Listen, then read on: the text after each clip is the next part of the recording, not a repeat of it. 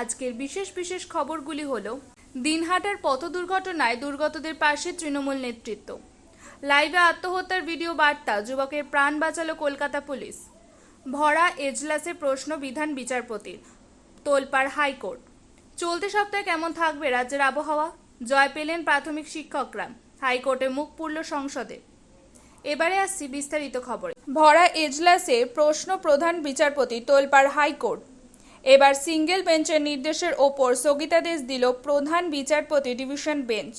2018 সালে দাড়িভিটে পুলিশের গুলিতে 2 ছাত্রের মৃত্যুর ঘটনায় ক্ষতিগ্রস্ত পরিবারকে ক্ষতিপূরণ দেওয়ার নির্দেশ দিয়েছিলেন বিচারপতি রাজাশেখর মান্না। এই নির্দেশের ওপর স্থগিতাদেশ জারি হলো। হাইকোর্ট ক্ষতিপূরণ হিসেবে 2 লক্ষ টাকা ধার্য করলেও মৃত ছাত্রদের পরিবারের ক্ষতিপূরণের অঙ্ক নিয়ে আপত্তি ছিল। রাজ্য সরকারকে 20 লক্ষ টাকা ক্ষতিপূরণ দিতে হবে বলে দাবি তুলেছিলেন তারা। সেই দাবি নিয়ে বুধবার প্রশ্ন তোলে হাইকোর্টের প্রধান বিচারপতি টি.এস. শিব জ্ঞানমের বেঞ্চ। প্রসঙ্গত 2 ছাত্রের মৃত্যুর ঘটনায় কলকাতা হাইকোর্টে দায়ের হয়েছিল মামলা। সেই মামলা বিচারপতি রাজাশেখর মান্নার এজলাসে গেলে ঘটনায় এনআইএ তদন্তের পাশাপাশি 2 মৃত ছাত্রের পরিবারকে ক্ষতিপূরণ দেওয়ার নির্দেশ দিয়েছিলেন তিনি, যদিও ক্ষতিপূরণের অঙ্ক নির্দিষ্ট করে দেননি জাস্টিস মান্না। দিনহাটার পথ দুর্ঘটনায় দুর্গতদের পাশে তৃণমূল নেতৃত্ব। পথ দুর্ঘটনায় মৃত আবুতাতার যুবক ও আহত যুবতীর পরিবারের পাশে দাঁড়ালেন তৃণমূল নেতৃত্ব। রবিবার সকাল 11:30 নাগাদ আবুতারায় গিয়ে 2টি পরিবারের সদস্যের সঙ্গে দেখা করে তাদের পাশে থাকার আশ্বাস দেন তৃণমূল কংগ্রেসের নেতৃত্বরা। উপস্থিত ছিলেন দিনহাটা 2 নম্বর ব্লক তৃণমূল কংগ্রেস সভাপতি দীপক ভট্টাচার্য, আইএনটিটিইউসি সভাপতি মিলন সেন ছাড়াও অন্যান্য নেতৃত্ব। প্রসঙ্গত গতকাল বিকেলে দিনহাটার শিমুলতলা সংলগ্ন মাসানকুড়া এলাকায় পথ দুর্ঘটনায় মারা যায় এক যুবক। এছাড়াও বর্তমানে কোচবিহারে একটি বেসরকারি নার্সিংহোমে ভর্তি রয়েছে এক যুবতী। তার অবস্থা আশঙ্কাজনক। দুজনেই আবুতারার বাসিন্দা।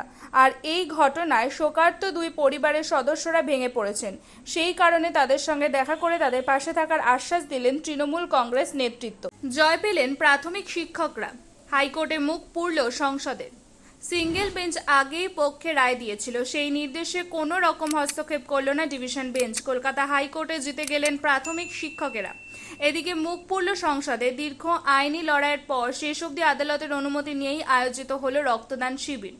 2019 সালে রাজ্যের প্রাইমারি শিক্ষকদের বেতন কাঠামো পুনর্বিন্যাসের দাবিতে হওয়া একটি আন্দোলনের সাফল্যকে স্মরণীয় করে রাখার জন্য প্রত্যেক বছর বিশেষ কর্মসূচি পালন করে অস্থি United primary teacher welfare association. এবারও তার অন্যথা হয়নি। চলতি বছর এই দিনে একটি রক্তদান শিবির আয়োজন করার পরিকল্পনা করা হয়। বাঁকুড়া জেলা প্রাথমিক বিদ্যালয় সংসদের নিজস্ব হলঘরে 28 জুলাই ওই কর্মসূচি করার অনুমতি চেয়ে আর্জি জানানো হয়। ST United primary teacher welfare অ্যাসোসিয়েশনের দাবি, প্রথম সংসদের তরফ থেকে মৌখিকভাবে অনুমতি দিয়ে দেওয়া হয়, এরপর তা বাতিল করে দেয়। এই নিয়ে বাড়তে থাকে জটিলতা, শেষ অবধি জল গড়ায় হাইকোর্ট অবধি। লাইভে আত্মহত্যার ভিডিওর বার্তা, যুবকের প্রাণ বাঁচালো কলকাতা পুলিশ। ফেসবুক লাইভে এসে নিজেকে শেষ করে দেওয়ার কথা জানিয়েছিলেন অবসাদগ্রস্ত এক যুবক। সেই ভিডিও নজরে পড়ার সঙ্গে সঙ্গে তৎপর হলো কলকাতার পুলিশ। শুক্রবার মাঝরাতে বেহালার একের পর এক বাড়িতে খোঁজ চালিয়ে যুবকের ঠিকানা খুঁজে বের করে তার প্রাণ বাঁচালো পুলিশ। কলকাতা পুলিশের তরফে জানানো গিয়েছে, শুক্রবার রাত তখন প্রায় 11টা। কলকাতা পুলিশের ফেসবুক মেসেঞ্জারে একটি ভিডিও পাঠান পেজেরই এক ফলোয়ার। ভিডিওটি একটি ফেসবুক লাইভের স্ক্রিন রেকর্ডিং। লাইভে দেখা যায় অচিরে নিজের জীবন শেষ করে দেওয়ার কথা জানাচ্ছেন 20 থেকে 21 বছরের এক যুবক। সঙ্গে সঙ্গে যুবকের ফেসবুক প্রোফাইল খুঁজে বের করে পুলিশের সোশ্যাল মিডিয়া টিম, কিন্তু তার প্রোফাইল লক করা ছিল। তবে হাল ছাড়েনি পুলিশ আধিকারিকরা। যিনি ওই ভিডিওটি পাঠিয়েছিলেন তার ফোনের নম্বরে যোগাযোগ করে পুলিশ। পুলিশ জানতে পারে ওই যুবক তার স্কুলের সহপাঠী ছিলেন এবং বর্তমানে বিশ্ববিদ্যালয়ের স্নাতক স্তরের পড়ুয়া। সহপাঠীর পুরনো ফোন নম্বর জানা আছে, কিন্তু বর্তমান ঠিকানা জানা নেই। ওই ফোন নম্বরের সূত্র ধরে রাতভর বেহালার বিভিন্ন এলাকায় সন্ধান চালানোর পর পর্ণশ্রেণীতে ওই যুবকের ঠিকানায় পৌঁছায় কলকাতার পুলিশের টিম। অক্ষত অবস্থায় তাকে উদ্ধার করে পুলিশ। জানা গিয়েছে ব্যক্তিগত কিছু বিষয় নিয়ে মানসিক অবসাদে ভুগছিল ওই যুবক, যার জেরেই চরম সিদ্ধান্ত নেওয়ার কথা ভাবছিলেন তিনি। তবে পুলিশকে তিনি আশ্বস্ত করেছেন ভবিষ্যতে এমন কোনো পদক্ষেপ করবেন না তিনি। মধ্যরাতে বাড়িতে এভাবে পুলিশ আসায় হকচকিয়ে যান ওই যুবকের মাও। এরপর গোটা ঘটনা জেনে পুলিশের তৎপরতায় এভাবে ছেলের প্রাণ রক্ষা হওয়ায় কলকাতা পুলিশকে ধন্যবাদ জানিয়েছেন ওই যুবকের মা। চলতি সপ্তাহে কেমন থাকবে রাজ্যের আবহাওয়া? খাতায় কলমে বর্ষাকাল এসে গিয়েছে, তবে আকাশ কালো করে দিনভর ঝেঁপে বৃষ্টি হয়নি দক্ষিণবঙ্গে। তবে এবার সুখবর দিল হাওয়া অফিস। হাওয়া দপ্তর জানাচ্ছে সোমবার থেকেই রাজ্য জুড়ে শুরু হবে বর্ষণ। নর্থ টু সাউথ সর্বত্র প্রায় একই চিত্র দেখা যাবে বলে জানানো হয়েছে।